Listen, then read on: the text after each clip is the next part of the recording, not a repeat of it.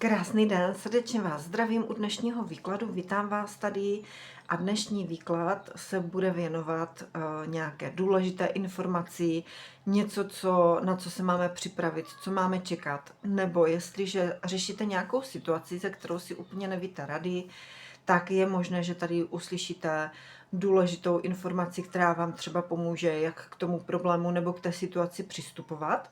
Takže uvidíme, bude to takový krátký vzkazík. Nechávám tady záměrně svítit sluníčko, takže občas se nám to tady zesvětlá, občas nám tady zasvítí ty sluneční paprsky. Je to taková příjemná, pozitivní jarní energie. I když výklad není časově omezený, takže kdykoliv si vás video přitáhne, kdykoliv na to videjko narazíte, tak je to právě ten nejvhodnější okamžik, kdy se na to máte podívat. Je možné, že opravdu tady uslyšíte nějakou potřebnou radu nebo informaci, která vám pomůže nebo která vás nasměřuje, nebo díky které pochopíte, proč se vám to právě teďka v tom životě děje, to, co se vám děje. Jinak výklad je kolektivní, takže pokud ucítíte hned na začátku, že to není pro vás, je to v pořádku, nekoukejte, najděte si jiný výklad. Takže jdeme se podívat. Každopádně ten výklad natáčím v době novoluní, takže je možné, že se nám ty energie tady propíší, že ty energie tady pocítíme, nějakých nových začátků nebo nějakých změn nebo nějaké nové impulzy, které můžeme pociťovat. Takže jdeme se podívat. Možná, že tady dojde k nějakému léčení, nebo právě mě to tady jde, že to může být opravdu situace, kterou teďka můžete zažívat v posledních dnech a nemusí být úplně pro vás příjemná. A i když to teďka tak nemusíte úplně vnímat, tak je to pro vás darem. Jo, přišlo vám to do života v momentě, kdy se vám to třeba vůbec nehodí, kdy jste s tím třeba vůbec nepočítali a není to třeba pro vás příjemné, ale později pochopíte, proč se vám to stalo. Jo, proč to tady právě vám přišlo do života, protože vás to mělo jinak nasměrovat, jo? Je to pro vás prostě darem, takže i když prožíváte něco negativního, tak později pochopíte, proč jste to prožili, protože vás to mělo posunout úplně nějakým jiným směrem, než jste byli směřování. Takže podíváme se. Jinak tady nahoře já teda vůbec nevidím na displeji, díky tomu, jaký je tady světlo, ale doufám, že to vidíte, že to mám správně nastavený. Mám tady měsíční kámen, který jsem dostala od kamarádky.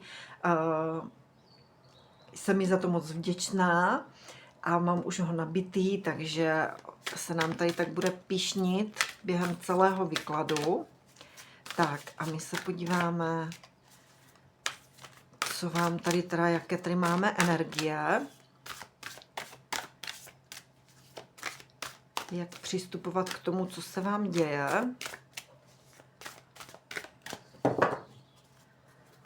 Takže co tady máme, prosím, slyšet? Hravost.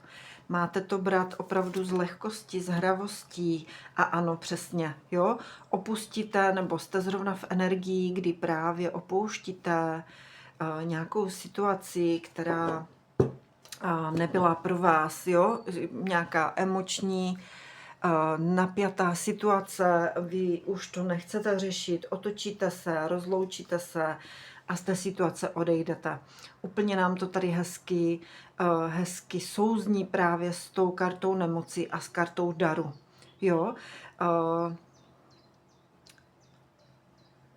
Něco v životě můžete opustit, jo? Je čas odejít za vlastním štěstím a to je ten dar, právě ta vaše cesta, odpoutat se od nezdravě fungující situace ve tvém životě.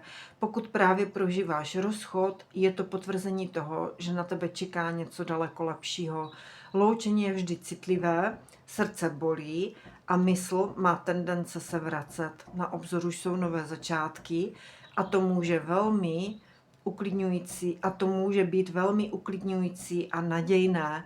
Jo, je možný, že teďka opravdu se cítíte, teď tady úplně chci použít termín jakoby pod psa, ale je to pro vás cesta za štěstím, už to prostě nemělo být ve vašem životě.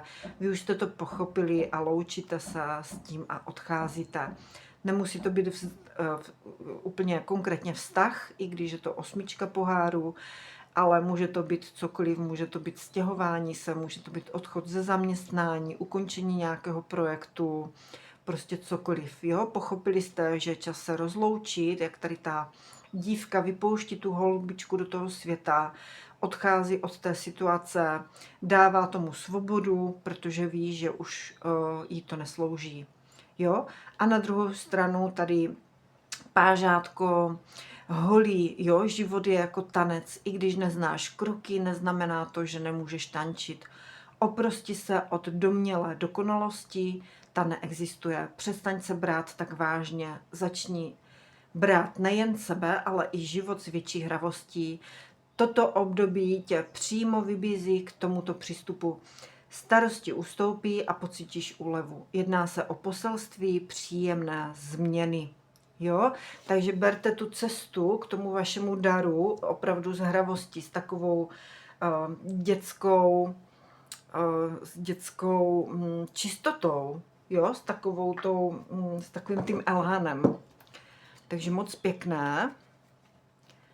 Takže i když teďka se opravdu můžete být cítit, že je nemocná vaše duše, vaše srdíčko, můžete cítit fyzickou bolest, tak je to k tomu, abyste se od toho odpoutali, abyste se rozloučili s tím, co už není pro vás. A šli si hezky dál.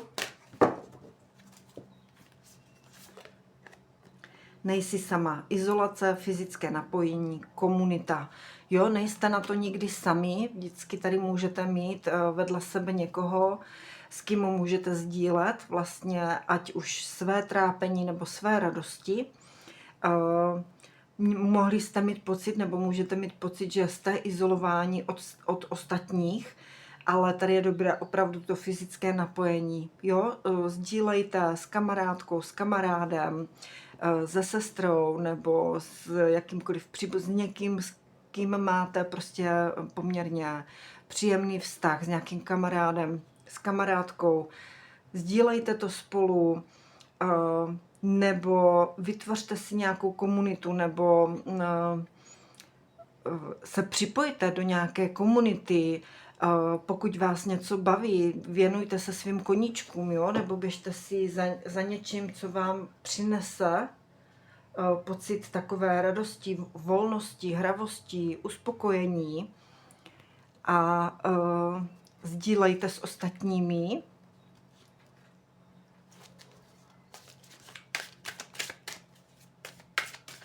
Tak, jaký tady máme symbol?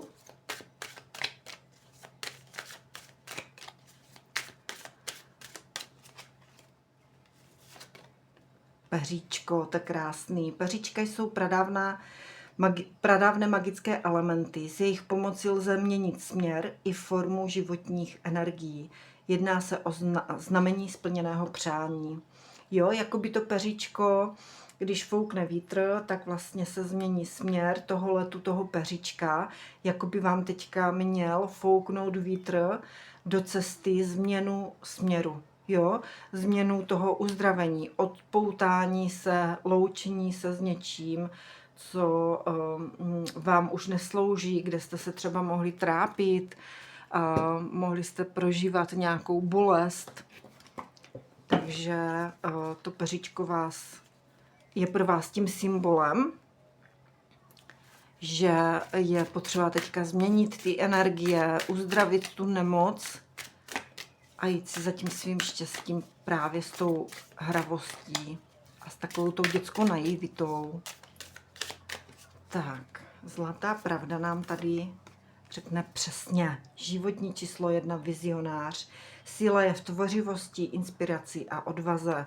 Jo, běžte tvořit, pokud vás něco opravdu baví a zajímá, tak se tomu běžte věnovat. A ono vám to dodá právě takovou tu novou energii a tu inspiraci právě začít něco nově, někam se posunout. Tak a ještě si tady dáme, než vezmeme tarotové kartičky, tak si tady dáme orákulum čarodějek.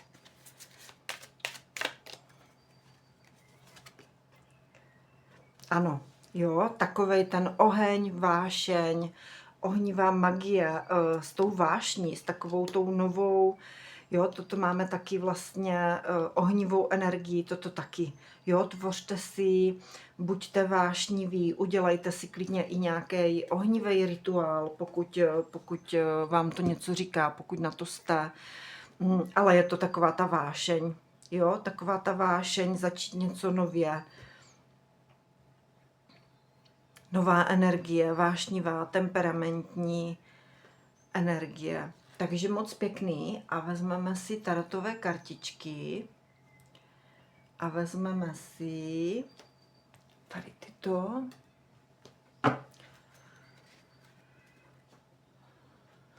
Takže, co tady máme tady slyšet?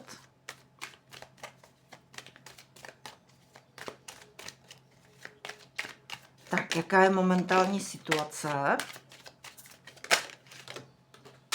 Tak, už to lítá. Případně, že jste zbrklí teďka, že jakoby jste chtěli něco rychle a hned a teď. A je to takový hodně zbrklý tady, takže já si to tady poskládám. A vezmu si jiný kartičky. Tady taková zbrklost nějaká. Jako byste někam spěchali, anebo taková i jako rozvernost. Je možný, že se tady cítíte být ještě v té nemoci, že tady ještě přemýšlíte, jestli se máte rozloučit, jakoby srdce už jako chtělo odejít a mysl ještě zůstávala z nějakého prospěchu. Ale vy už víte vnitřně, že už to není pro vás, že už je potřeba opravdu, aby to peříčko vás, abyste následovali to peříčko úplně jiným směrem. Tak, jaká je momentální situace?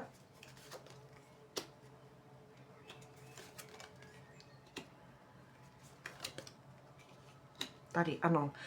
Je tady právě nějaký váš vnitřní boj, vnitřní konflikt, tak jak jsem říkala, jak jsem to tady teďka cítila, mezi srdcem. A je možné, že právě i jakože to srdce hodně jako přemýšlí, jestli se posunout nebo neposunout, jo. Pořád je tady král poháru, to jsou ty emoce, jo, to jsou ty emoce, to rozhodování se tím srdíčkem, tou emocí, jestli prostě nasednout na ten povoz a jet pryč, anebo jestli zůstat, jo. Je možné, že vás tam ještě něco drží a vám to vlastně vytváří takový vnitřní konflikt, jo. Nevíte, jestli ano, jestli ne, ale máme ty energie tady, že opravdu se máte dát do toho posunu. Dobře. V případě, že se rozhodnete ukončit ten váš nějaký konflikt a tu holubičku vypustíte, rozloučíte se s něčím, co nechcete zatím pustit, tak co vám to přinese do života, prosím.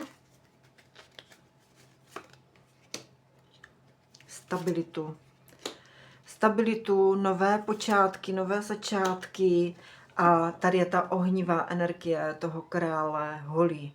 Jo? Pokud se opravdu nasednete na ten vůz a odjedete, vypustíte tu holubičku, tak tady máte stabilitu, čeká vás, to je ten dar pro vás. Jo? To je ta jednička, ta síla, která vás vlastně bude požene dál, požene vás to do té stability, budete oslavovat, budete mít pevnou půdu pod nohama, můžete tady právě s tou královnou pentaklů tvořit něco nového. Je to nový začátek, může to být i ten dar, který se rozhodnete přijmout. A energie krále holí, vy prostě budete plní elánu, půjdete vpřed, budete vědět, co chcete a budete opravdu v těch ohnivých energií. Může to být i ta ohnivá energie toho ohnivého koně, která je právě pod tím číslem 1 vibrace letošního roku, kdy začala vlastně na jaře. Takže takhle krásně se můžete cítit, bude to pro vás nový začátek, bude to pro vás tím darem, ta cesta nová, kterou můžete brát právě s tou hravostí, lehkostí a budete si krásně tancovat po té cestě, nádherně. Jo, na co si máte dát ale pozor, na co si máme dát pozor.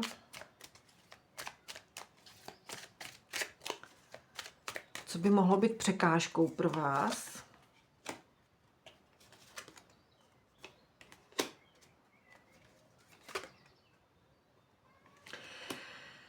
No, překážkou pro vás můžou být nějaké strachy a něco jako, že byste chtěli něco hodně uspěchat.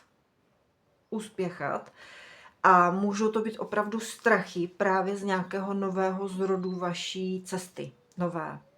Jo, 10 mečů, to je právě ta vaše hlava, to jsou ty vaše myšlenky, kdy můžete být vyčerpaní, vyhořelí a může vás děsit právě nová cesta s tou císařovnou, nový zrod, nové vaší cesty, nových začátků.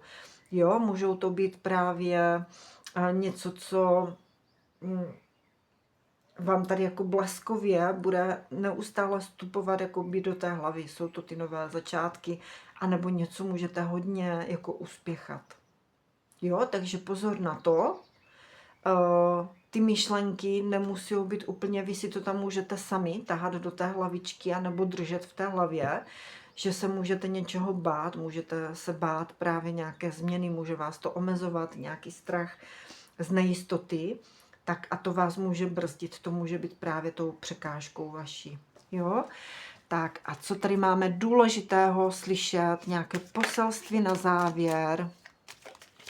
Co důležitého máme slyšet, prosím, na závěr.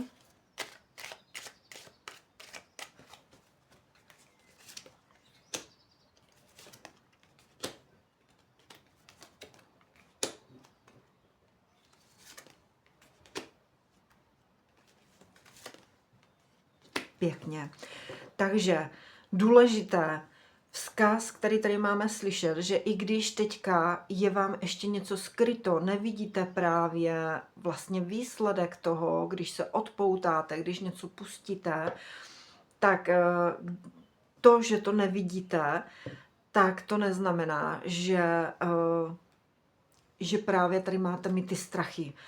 Důležitý vzkaz pro vás, i když vám je něco skryto, tak je to vaše nová cesta. Jo? Jak tady máme tu mapu, je to rytíř pentaklu, je to nejpomalejší, taková pozitivní energie k cestě vlastně za tou vaší hojností, kdy vy se budete rozhodovat. Jo, pro někoho z vás je to, že vám může přijít někdo do cesty, nějaký partner, ale je to spíše o tom vašem rozhodování, že se rozhodnete správně, jít tou správnou cestou, i když vám je to teďka ještě skryto, tak půjdete sebevědomě, sebejistě a ty energie se vám hodně rychle rozpohybují.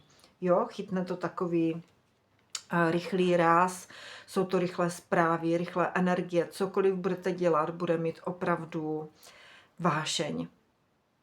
Jo, bude to všechno. A máme tady vlastně krále holí, královnu holí, 8 holí. Jo, jsou to taková vášnivá temperamentní cesta, kdy i když vy vlastně ještě nevidíte, protože v tom měsíčním svitu nevidíte úplně tu cestu, můžou to být nějaké i vaše iluze nebo něco, co vám je ještě skryto, tak je to vaše rozhodnutí. Je to vaše rozhodování vlastně vydat se na tu cestu, i když nevidíte, kam vás to povede. Jo? a tady už držíte právě tu mapu, kam se chcete nasměrovat a vy se tam budete krásně posouvat a věci se dají do pohybu. Tak, dáme si tady na závěr. Ještě ale vám potom vytáhnu jednu kartičku. Tady si dáme kartičku pro štěstí, jestli nám to doplní náš vzkaz. Tady jsem zdravý a plný energie. Cítím svůj pružný krok, vidím své zářící oči. Jsem tu v celé své kráse, v plném jasu, právě teď. Jo? Takže žádná nemoc už tady. Tady už jsme v té energii. Jsem zdravý a plný energie. Jo? To je právě ta královna holí, král holí, plná energie. Vidím své zářící oči. Takže moc krásný. A na závěr tedy ještě si tady dáme jednu kartičku.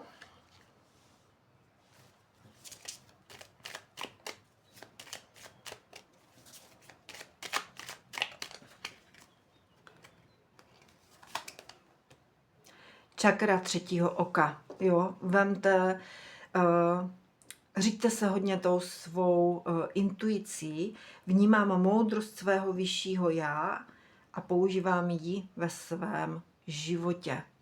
Jo, i když něco nevidíte, běžte a držte se té své intuice, která vás povede. Karta číslo 24, takže já bych řekla, že moc pěkný. Já vám moc děkuju za to, že tady se mnou jste, že mě sledujete. Ještě jsem se nedostala na odezvu na všechny vaše komentáře. Jakmile budu postupně reagovat, prostě to nejde tak, jak bych si to představovala, ale budu reagovat, jakmile se k tomu vždycky dostanu, tak zareaguju na pár komentářů. A moc vám děkuju za vaši přítomnost tady na mém kanále. A teďka začnu natáčet měsíční výklady, takže doufáme, že ty květnové energie budou příjemné. Uvidíme, co nás bude čekat, na co se můžeme těšit. No a já vám přeji, ať